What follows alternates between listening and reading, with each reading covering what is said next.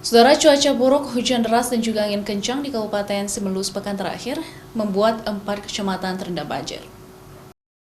Saat ini, banjir berangsur surut dan tidak menyebabkan korban jiwa. Kapolres Semeru bersama BPBD dibantu sejumlah pihak lainnya langsung bergerak cepat mengatasi banjir. Selain membantu warga yang terdampak banjir, pendataan dan dapur umum juga dibangun untuk masa panik warga. Banjir merendam rumah milik warga di Desa Lebang Hulu, Desa Abail, Desa Kuala Baru, dan Desa Suakbulu, yang mengakibatkan lebih dari 120 kakak terdampak oleh banjir. Kondisi secara umum di Kabupaten Semeru sampai dengan sekarang masih aman, kondusif, dan untuk masyarakat tetap tenang. Untuk banjir yang menggenangi juga sudah mulai surut.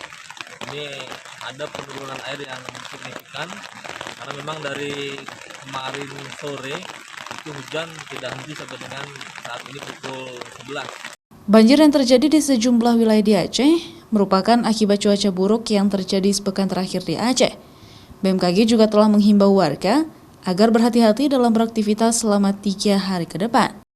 Syahril, Kompas TV, Banda Aceh.